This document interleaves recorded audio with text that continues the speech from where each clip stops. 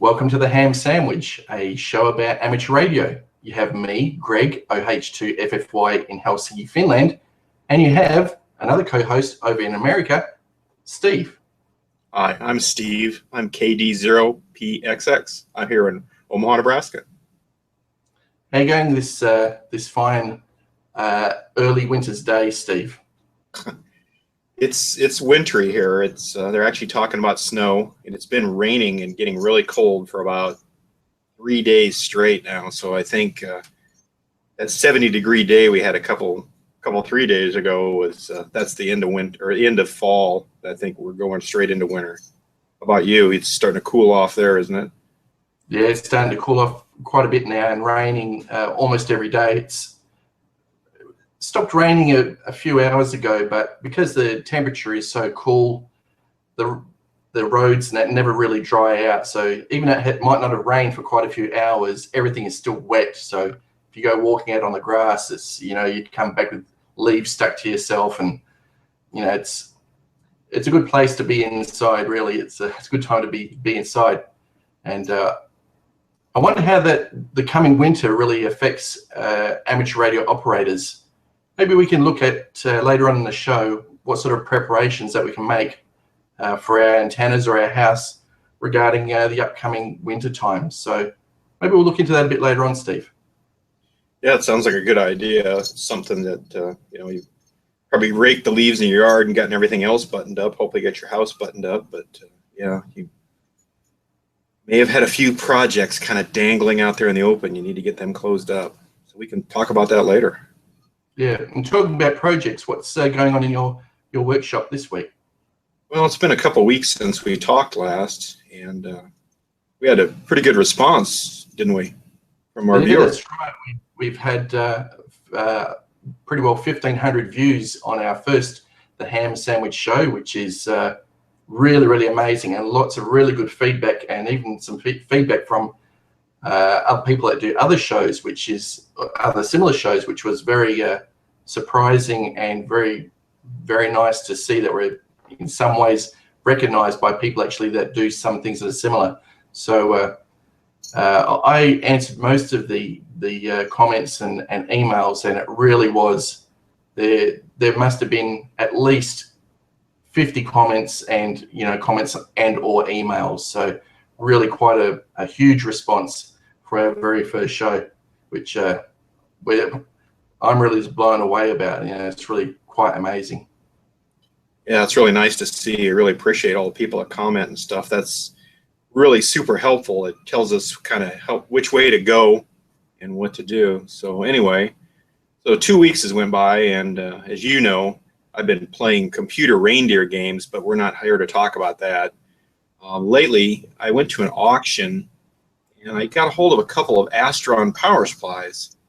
And one of them appears to work pretty much right off the get-go there. The other one is a RS50M, and you can see it here at this first kind of picture slide, whatever you want to call it. And I've got the cover off there. I'm just giving it a quick look over. And it's in pretty horrible shape or dismal shape. It's all beat up and the cord's knocked off, and the fuse holder cap was off the thing. And that's kind of shown on the second slide there, or second picture. And I got that back on. That was kind of a pain. I had to literally tear the side of it off. That's this picture here. I've got it laying on its side. So I got that fuse holder back, and that was kind of interesting. It was quite buried inside the machine. It's one of those parts when they build that stuff, they kind of, you've got stuff like that where it seems like they build stuff around certain items, and those are always the things that break, isn't it? Yeah, the Astron power supply looks like a real nice heavy duty sort of piece of equipment, and I've never owned an Astron brand power supply before, but I'm sure it's a brand that many hams are familiar with, even if they've never owned one. That one looks really, really tough. Has it been? Have you had many problems with it? No, once I got it cleaned up, one thing I discovered is it's a 50. It says it's rated at 50 amp, and there's a little believe in truth in advertising on those ratings on power supplies. What the ratings are and what they'll do continuously, I think, are a little bit different. but it's basically got 8 pass transistors or 8 elements, and they're on the sides of the unit.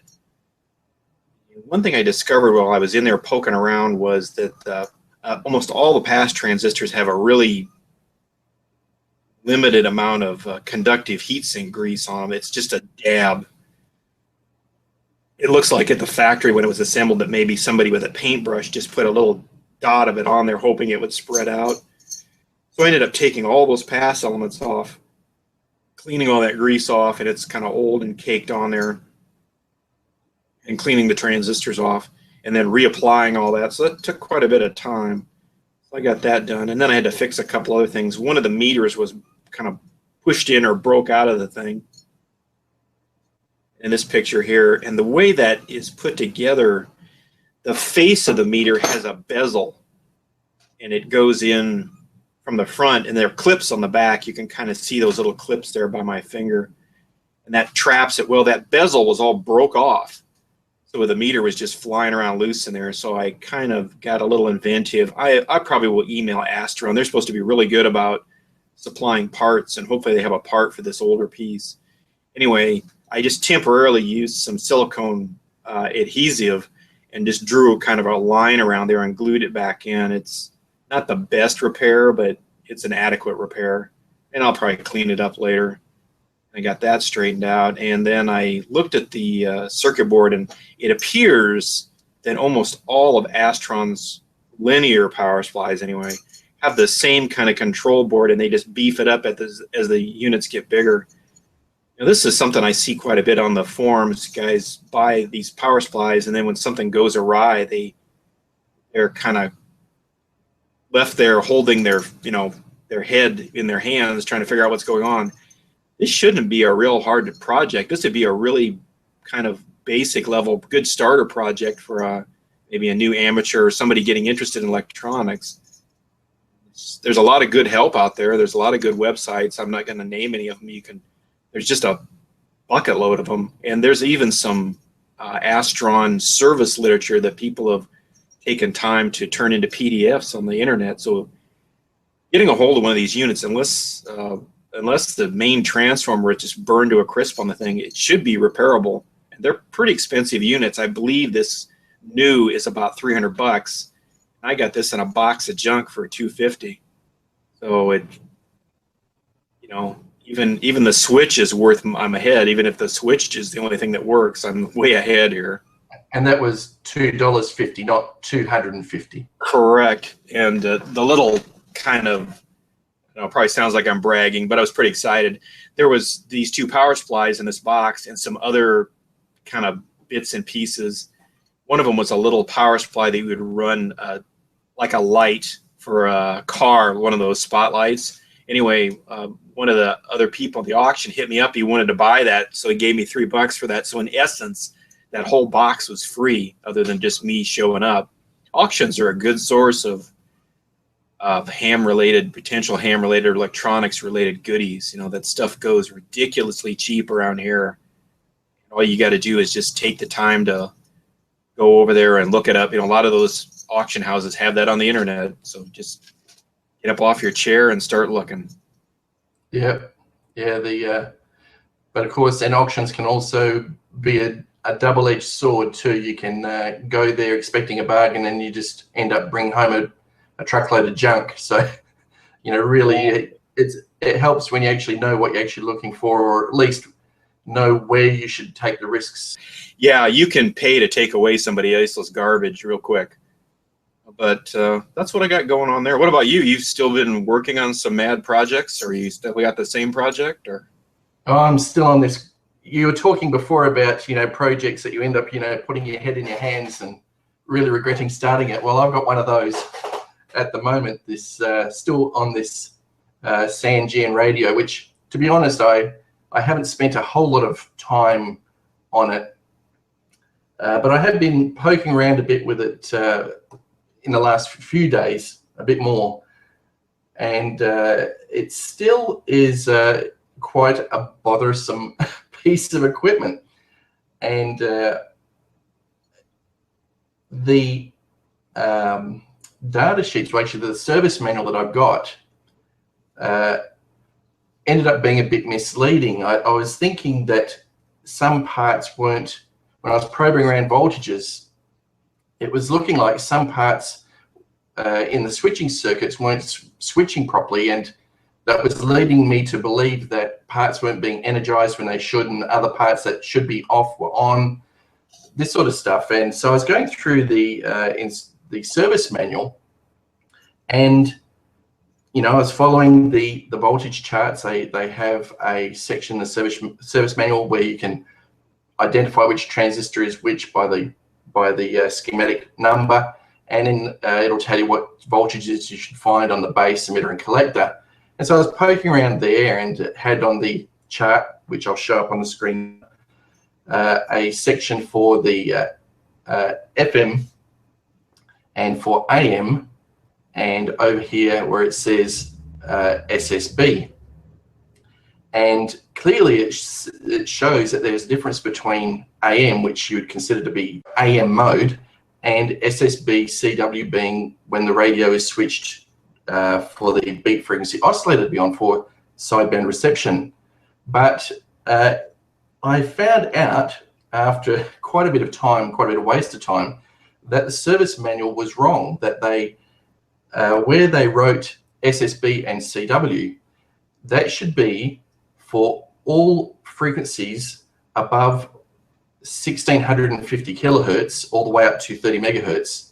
And the AMs, where it says AM on the list, is everything below 1649 kilohertz. So once I had that revelation, once I discovered that, all of my previous voltage testing around the various transistors seemed to make a lot more sense. But it's really really a problem when the service manuals are wrong. And what I found with this is, again, it seems mostly to be working, but I still have this very, very low gain on the shortwave and AM broadcast band. So I broke it down and started looking at various things. I started to look at the levels being injected into the circuit from the local oscillator, which is from the synthesizer, the phase lock loop, and also the levels for the second oscillator. Because if they're low, then reception is going to be either non-existent or low as well.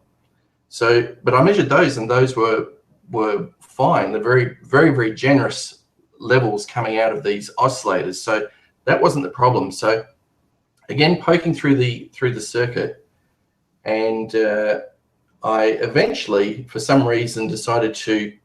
I was probing around with the signal generator, and I put the signal generator on the point in the circuit where it was the mixer for the where the first oscillator was feeding into the RF section, and I got a very nice strong signal coming out the speaker.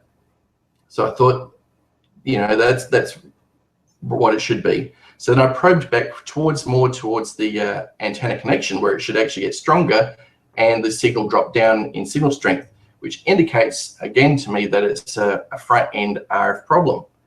I put just clip leaded a antenna to this point where I found that the signal strength was quite high, and actually it had quite good shortwave reception when I was bypassing the RF front end.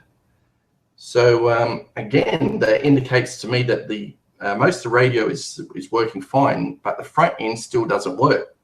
And the front end, there is a whole bunch of different switching transistors.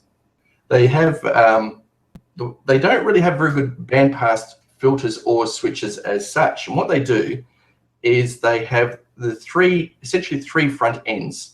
Front end for the FM part of the receiver, the front end for the shortwave part, and the front end for the long wave and medium wave section.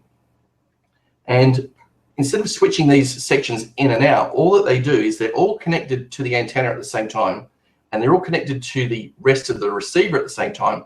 But what they do is they just switch the supply to each section what you want, which I'm not really all that keen about. but that's what they do. It probably saves them money.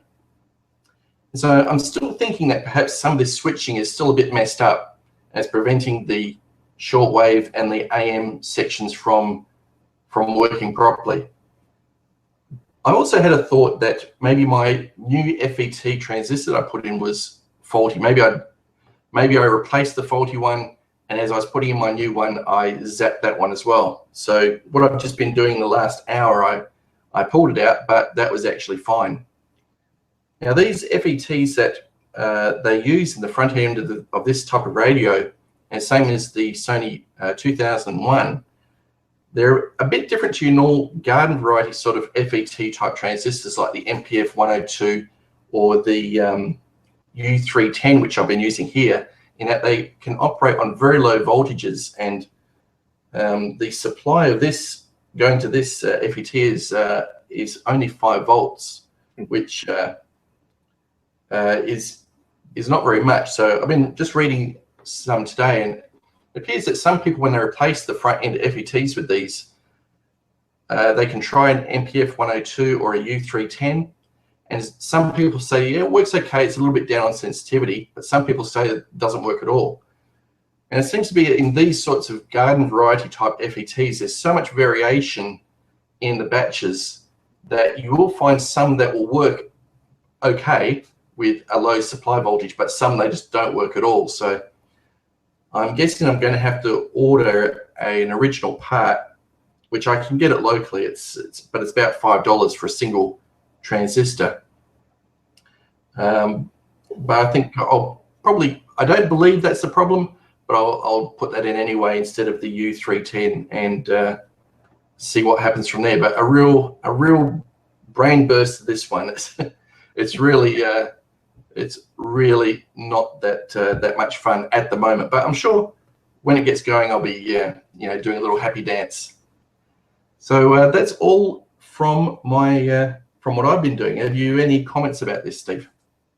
Yeah, I know what you mean. When it comes time to repair something, especially if it's an older piece and you don't have an exact replacement part, you're kind of secretly hoping that what you're going to do is correct, but there's always that possibility. I guess I never thought about people getting away with kind of pulling a fastie where they're putting parts in there. They sort of work, but then like you said, it could be variations in the different runs or batches of FETs and stuff.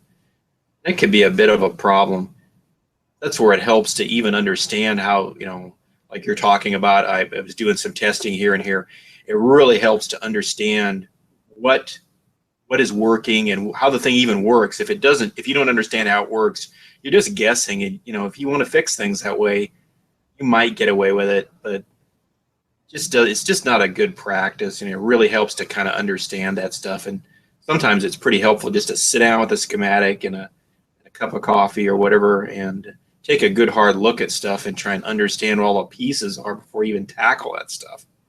Yeah, that's what I've been trying to do with this is really try and understand this quite unusually complicated switching circuit, which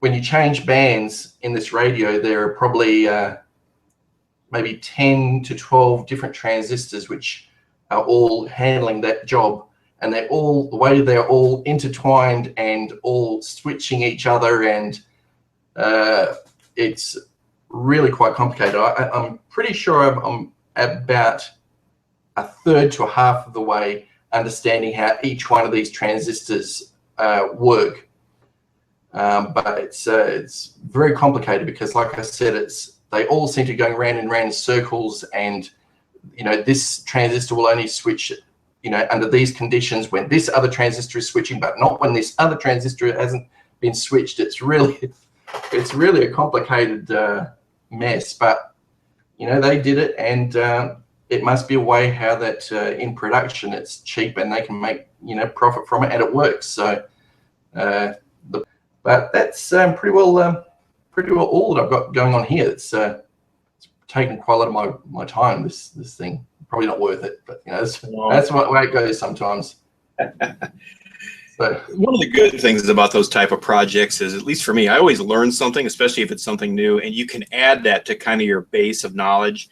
And as long as you can kind of keep it in the back of your mind or write it down or making notes, that kind of stuff is really good, because it keeps adding to that and keeps lifting, kind of your knowledge base up. And then when you come on another piece, something totally different, you might find some bits and pieces in other machines that you recognize or wonder why they did things, and it can really speed your repairs up if you can keep that stuff in the back of your mind or keep good notes.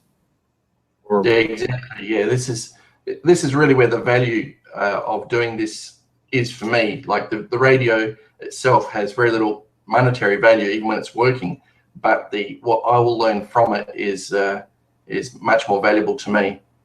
And I'm sure that guys, when these were new and they were servicing them all the time, they would be able to, because of their experience of working on these same sort of problems over and over again, they would be able to quickly be able to diagnose, yes, I've done this before, or this sounds familiar to this fault in this area. So experience is really, really valuable, but the first time that you get it, you usually have to pay a lot in time to be able to get that experience. And so that's what I'm doing here. I'm really trying to learn from this one. I'm sure it's going to be worth it in the end. Well, welcome to the school of hard knocks. Yeah, thanks for that. Okay, now we've got some news items. And this first one is from the rsgb.org website, Amateur Radio Survey for 2015. And says there, the board last revisited its strategic goals in 2012, and next year will review their relevance once more. As one input to the previous review, a survey of the amateur radio community was undertaken by way of a comprehensive questionnaire open to all UK radio amateurs. This data is now 5 years old, 5 years out of date, and we are thus repeating the survey. The questions asked are largely the same as before, which means they will be able to see what has changed.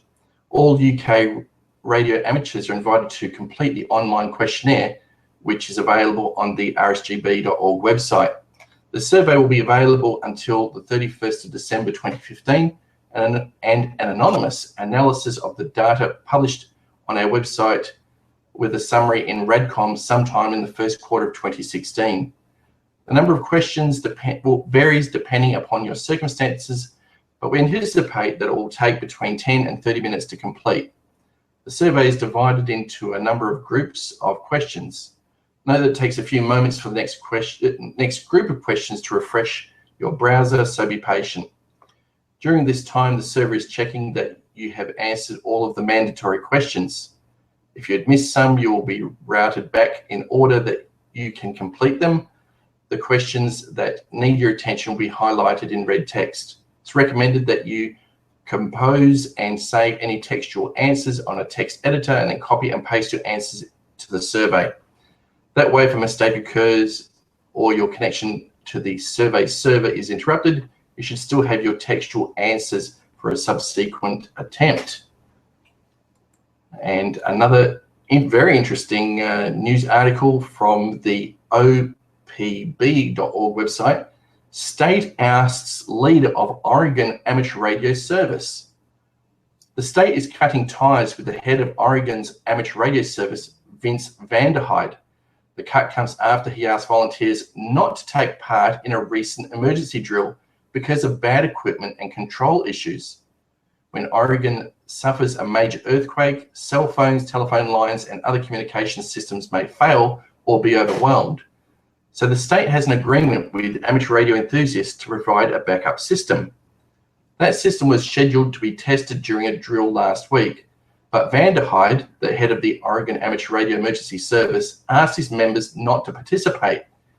He declined to comment for this story, but in a letter he said state equipment was in disarray, volunteers were not given enough time to prepare, and the state doesn't have operational control of the service. The Oregon Office of Emergency Management issued a statement confirming the end of the relationship with Vanderhyde, but stressed that it's not cutting ties with the amateur radio group. The last news article is new position for the WIA office. And for those that don't know, the WIA is the Wireless Institute of Australia, which is the same more or less as the ARRL in America. It says here in the news article, the WIA is looking for an executive administrator for the WIA office in Bayswater, Melbourne. Candidates are being sought meeting the selection criteria. It's desirable they understand that the WIA, amateur radio, have experience in not-for-profit community service, membership organisation, or the armed forces. Ideally, they would have strong communication skills, a commitment to excellence, strong analytical and problem solving, and an ability, I think it should be ended, an ability to think conceptually as well as creatively and work within a team environment. Proven administrative skills are required, including proficiency in using a range of software applications such as Microsoft Word, Excel, and PowerPoint and databases. The full-time contract position, which is being advertised, answers to the WIA Board of Directors through the WIA President.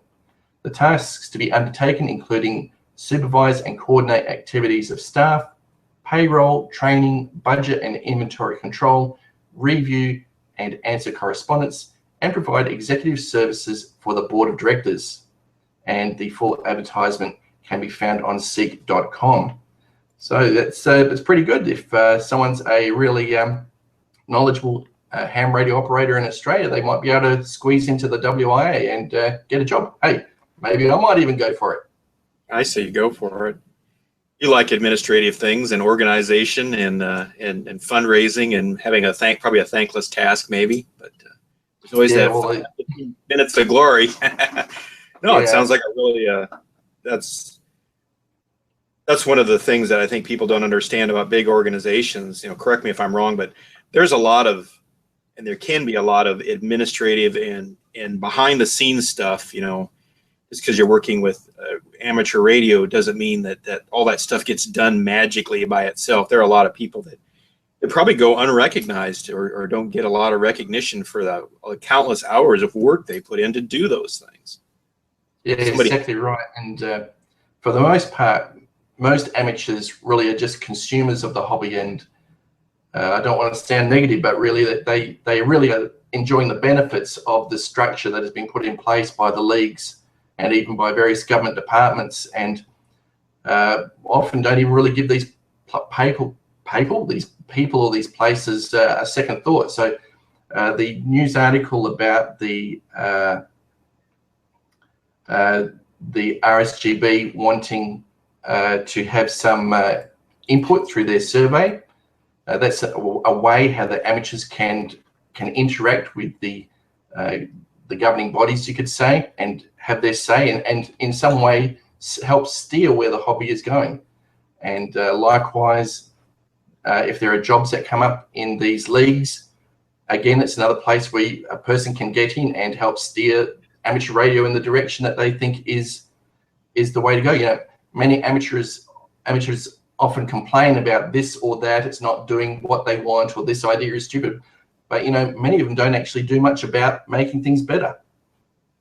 That is exactly correct. I hate to admit how many times I've heard people grumble, amongst themselves or over coffee or off, online or those types of things. Yet they won't take 10 minutes to even express their views. I mean, what's the worst that could happen is somebody says, well, no, or whatever it is. You never know what might come up. Somebody might express an idea.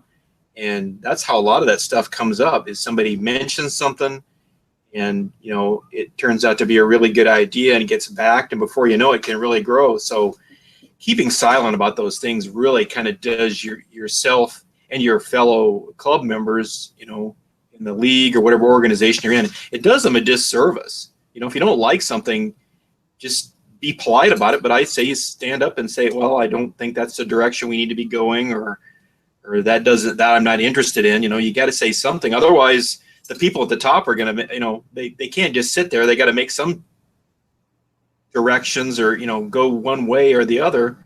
And if they do it and you didn't say anything, then you kind of don't have anybody to blame but yourself, do you? Exactly right. Yep, you can't complain unless you're part of the process to help things improve, really. So, but yeah, it's very typical. You often hear on, especially on, 75 and 80 meters at night time, people complaining about this and that. But really, have these people ever actually themselves helped make things improve? And mostly they haven't. They just complain. And that's it. They don't actually contribute into improving the situation. Yeah, well, that's that's a lot of how those organizations start, is people find kind of a common denominator. We want to do this together, and they get together and they make decisions about the direction of the organizations. And if you don't like the current direction, I say you politely, respectfully say something. You don't have to lose your marbles about it, but you don't also have to sit in silence and suffer and complain on 80 meters at night. Yeah, exactly. Not right. What was that? Sorry? It's just not right. Everybody's input is invaluable. It's really important. That's right. And all hams have equal say, no matter what class that they have. Each person can, if each person can even write to the league or whatever and voice their opinion. There's probably a person in place there that reads letters as they come in, and they don't just automatically throw them in the rubbish bin. If you've got a genuine concern about something, it's probably going to be put in the process and maybe handled or maybe not. But there is a process, and if you're not part of the process, then really got no one else to blame when things don't turn out the way that you like. But now about this, we're coming towards winter time, Steve, and I know here I have a very, very tough sort of winter. What's your recommendations for preparing a station for winter time? Well, I think our winter here is maybe somewhat similar to yours. We have real kind of dynamic weather. We've talked before that we have up to 100-degree days here in the Midwest, and then when winter comes, it's kind of a big open gateway for the cold north winds to blow. If Canada would keep their back doors shut, we wouldn't get so cold.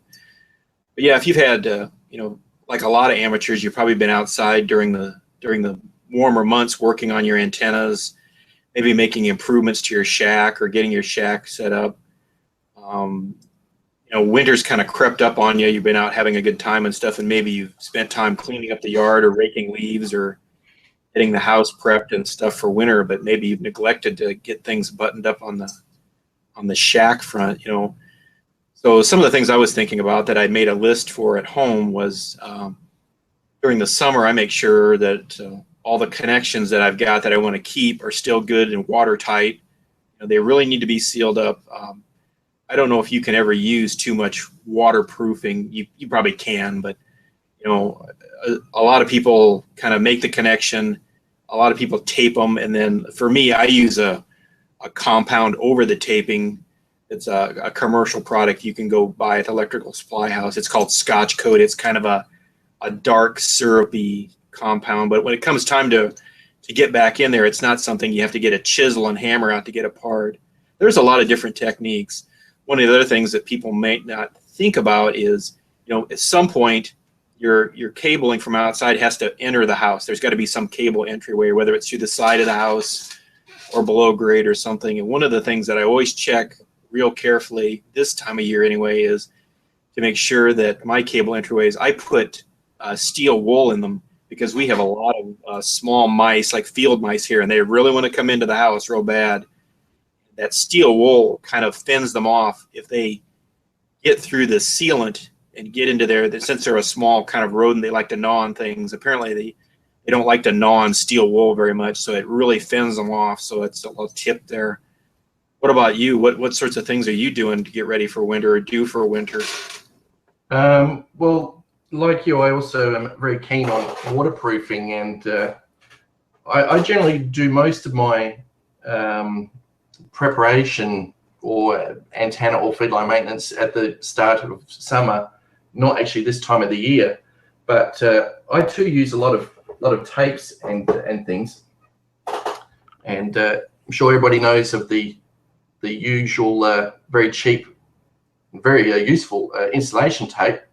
what I do, especially regarding like coaxial plugs and sockets, I put a layer of this around the coaxial plug or socket, which I almost always use end connectors, because I have a silicon rubber type washer in there, which helps seal out moisture from the cable.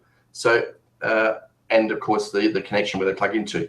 So I use a layer of this, and then I get some of this stuff, and it might not be as well known as insulation tape, but it's really, really good. This is self-amalgamating rubberized tape, and it has a backing piece that you peel off, and then you have your piece of rubber tape, and you wrap it around your whatever you're going to wrap it around, and these layers, once they actually touch each other, they start bonding to each other.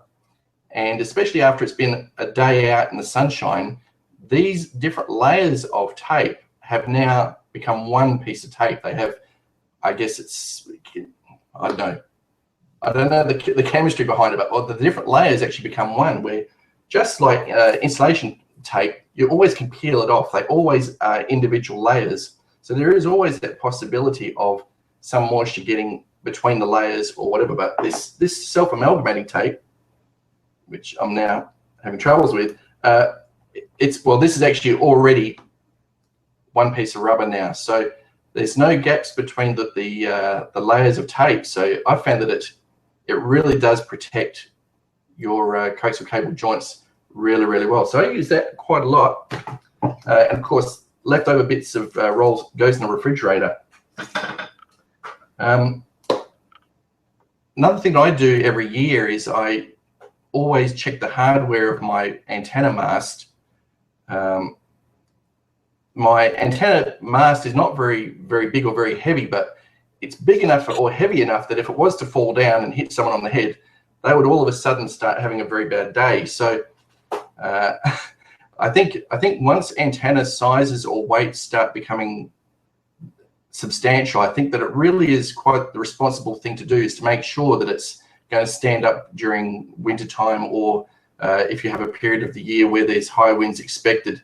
You don't want these to fall down, because especially like if there was ever an insurance problem, say if it did fall on someone's head, and the insurance company found that you hadn't been doing your maintenance, then you could probably, and I guess you would be held responsible, and maybe insurance wouldn't cover it.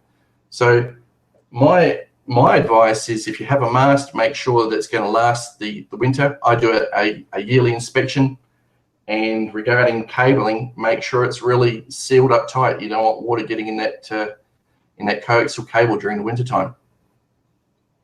Yeah, that's a good point. You got to make sure that your rigging and stuff for your antenna mast or tower or whatever you've chosen is in good shape. You don't do a little engineering or a little thinking, and it might behoove somebody to think about what would happen if it would fall. I mean, I know on my mast in the backyard, if it fell, it wouldn't really hurt anything. It would fall into the backyard, but it doesn't mean it isn't a concern. There's always something that can go wrong or go bad, and that type of thing. And a lot of those, just kind of to back up a bit, a lot of those materials that we're using to seal up our connections and those types of things, you can get those at the electrical supply house. Maybe you have a friend that's an electrician. They can help you out or give you some ideas. A lot of the jobs of those electrical supply houses isn't just to sit there and look cute behind those counters. They've got plenty of catalogs, and they can steer you to products that they're selling to people that are in the business, that are using this stuff on a daily basis. And trust me, if something isn't working, they're going to hear about it, and people will just quit buying it. So they can really help you get a hold of a product that's made for an outdoor environment. Some of the stuff is available at the home centers, but there, you're kind of on your own devices. You're just going to pick it up and run off with it. I really like supporting the local electrical supply house. There's always something new, and they're always pretty helpful. And they're always, sometimes they'll give you a sample of something to play with. So it can't hurt to stop by at least. Yeah, that's good. If there are industrial type shops that also have a retail side of it, so you can actually speak to the guys and actually get products that in some other places might be only sold or only known to people in the trade. So some of these products might not even be available in the local hardware store, but you know, at the local supply shop for electricians or whatever, or antenna installers, they got stuff which they know about. They know all the tricks, these sort of things, and as you say, they're bound to have some advice on how to deal with a problem that you might have. Yep, and that advice can be pretty important. One of the other things I do is every year I usually do my antenna maintenance at the beginning when it starts to warm up, and then this time of year, so I do it twice a year. But just developing a schedule is important. Just even doing anything is, you know, whatever works for you. One of the other things I do too is I always kind of think about what would happen if in the middle of winter something broke or fell apart. You know, what am I going to do? Is that going to totally paralyze my operations for the winter? You know, have you got a backup plan? Is there something you can do? Do you have spare materials? You know, sometimes here in the Midwest, you know, it can be February, January, and we'll get a warm day, and it might be a pretty good opportunity to kind of bolt back something together that got destroyed over a, you know, a 50-mile-an-hour wind the day before. So you never know what's going to happen. Yeah, exactly. And I guess hams that just run simple wire antennas, they probably wouldn't have the concerns about if it you know, falls on someone during wintertime because the weight is so low. But you know, sometimes wire antennas can be inherently fragile and may easily break during you know, windstorms from whipping back and forth, or maybe small branches, you know, hitting them and stuff to break the wire.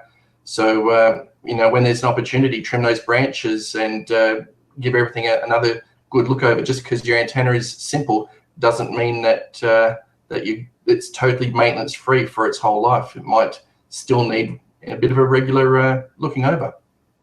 Yeah, and there, you know, some of the amateur community enjoys warmer weather year round. You know, some of them a 70-degree winter is kind of a, you know, a chilly day down there. We're here, and we can get down to below 30, and you better make sure your materials that you've used to, you know, support your antenna and those types of things that are outside in the environment can stand it. You know, some of those things probably aren't geared up for that at all. I'm sure 30 below is kind of a mild day for you. You're a little closer to the polar region there, aren't you?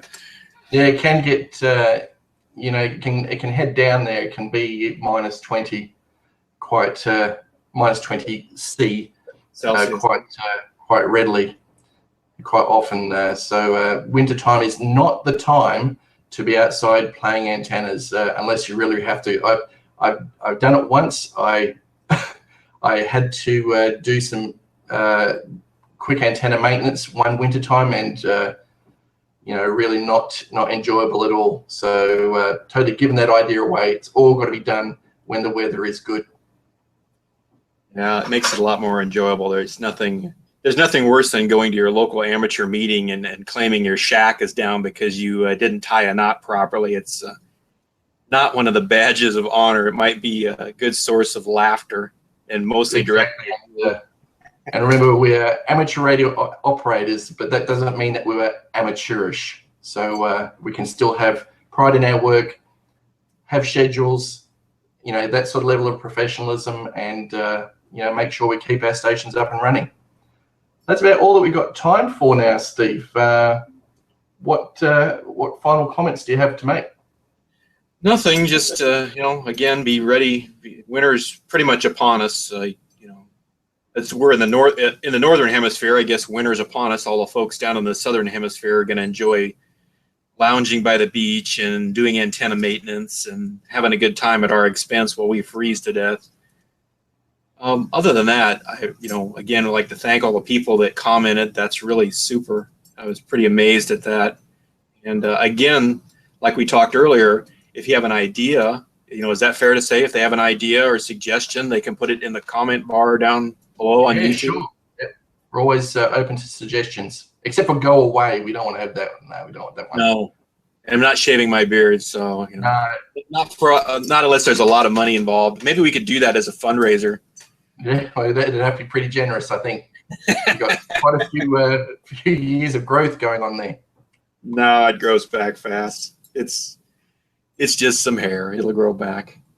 No, yeah. I think we're kind of going to wrap it up. So again, if you get some comments or something you'd like to put down there, or just to say hi, don't be afraid to say something, anything. You know, let us know you're out there. That'd be great too.